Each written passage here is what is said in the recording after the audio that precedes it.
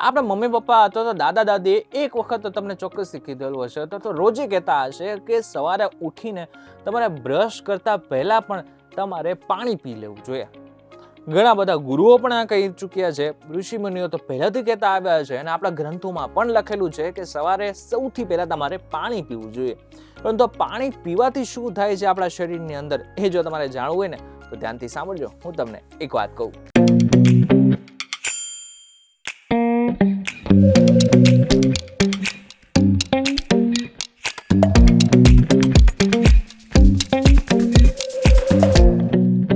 એક વખત આપનું સ્વાગત છે ને હું છું આપનો દોસ્ત કરણ ચરોતરા. હવે આજકાલ છે ને જે ડિટોક્સ ડ્રિંક્સ છે ને આજકાલ ખૂબ જ ચાલી રહ્યા છે. માર્કેટની અંદર 200, 300, 500 રૂપિયાના ડિટોક્સ બોટલ મળી રહ્યા છે, જેની એડવર્ટાઇઝની અંદર એવું કહેવામાં આવે છે કે જો તમે આ પીશો ને તો તમારા શરીરની અંદર બધું જ ડિટોક્સ થવા લાગશે અને તમારું શરીર અંદરથી ચોખ્ખું થઈ જશે. પરંતુ હું તમને એમ કહું કે આ બધું જ ફ્રીમાં થાય તો, અને એ પણ માત્ર પાણીથી. તમે પણ કહેશો કે યાર આ બધી વસ્તુ તો કઈ રીતના શક્ય છે?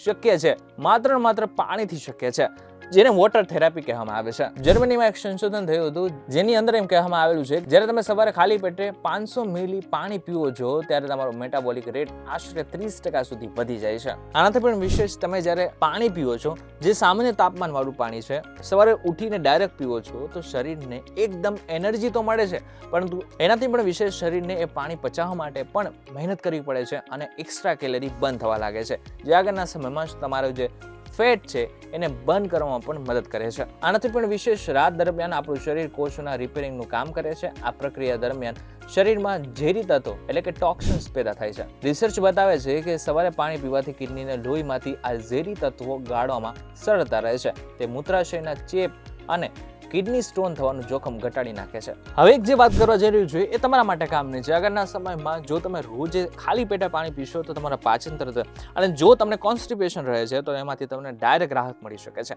શું થાય છે, જ્યારે તમે પાણી પીવો છો ત્યારે તમારું પાચન તંત્ર તો મજબૂત થાય છે, પરંતુ ટોક્સિન્સને રિલીઝ કરવામાં પણ આ પાણી મદદ કરે છે. ખાલી પેટે પાણી પીવાથી આંતરડામાં હલનચલન શરૂ થાય છે.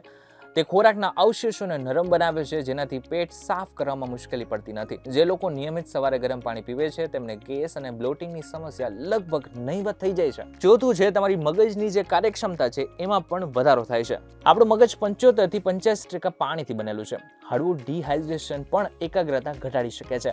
સવારે પાણી પીવાથી મગજના કોષોને ઓક્સિજન મળવા લાગે છે અને તમે આખો દિવસ વધુ સતર્ક એટલે કે એલર્ટ અનુભવો છો. અને જો કોઈને સતત સવારના પહોરમાં જ માથું દુખવા લાગતું હોય ને તો એમના માટે પણ આ કારગર ઉપાય છે. અને આનાથી પણ વિશેષ તમારી ત્વચા એટલે કે સ્કિન અને હેરમાં પણ ઘણો બધો ફેરફાર થાય છે. ઘણા ક્લિનિકલ અભ્યાસો દર્શાવે છે કે પૂરતા પ્રમાણમાં પાણી પીવાથી ત્વચામાં લોહીનું પરિભ્રમણ વધે છે, તે કરચલીઓ ઘટાડે છે અને ત્વચાને હાઇડ્રેટ રાખે છે.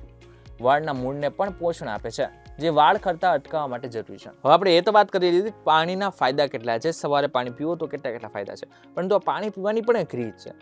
સવારે ડાયરેક્ટ તમારે શું કરવાનું છે, ઉઠીને બ્રશ નથી કરવાનું, ડાયરેક્ટ પાણી પીવાનું છે. ઘણા આયુર્વેદિક નિષ્ણાતો માને છે કે મોઢામાં રહેલી લાળ એટલે કે સલાઇવા એન્ટીબેક્ટેરિયલ હોય છે, જે પાણી સાથે પેટમાં જવાથી પાચન સુધારે છે. આ સાથે ઊભા રહીને પાણી પીવાથી તે સીધું નીચલા આંતરડામાં જાય છે અને પોષક તત્વો શોષાતા નથી. હંમેશા શાંતિથી બેસીને ઘૂંટડે પાણી પીવું જરૂરી છે. ફ્રીજનું બરફવાળું પાણી પીવાનું ટાળો. નવશેકું પાણી પાચન માટે શ્રેષ્ઠ છે. શરૂઆતમાં તમે 1 થી 2 ગ્લાસથી શરૂઆત કરી શકો ને આ બાદ તમે 1 લીટર સુધી પણ જઈ શકો છો. પરંતુ યાદ રાખો કે જો તમને કંઈ પણ તકલીફ હોય તો સૌથી પહેલા તમારે શું કરવાનું છે, તમારા ડોક્ટરને મળવાનું છે ને આ બાદ ડોક્ટર એમ કહે કે હા તમે પી શકો છો તો ચોક્કસથી તમે પીવાનું શરૂ કરી શકો છો. અમારો આજનો વિડીયો કેવો લાગે એમને જરા કમેન્ટ કરીને ચોક્કસથી કહેજો. વિડીયો થકી જો તમને ઇન્ફોર્મેશન મળે તો વિડીયોને લાઈક અને શેર જરૂર કરજો. તો આ જ ઇન્ફોર્મેટિવ વિડીયોઝ માટે પીટીવી ડિજિટલની અમારી ચેનલને એકવાર સબસ્ક્રાઇબ કરી નાખજો.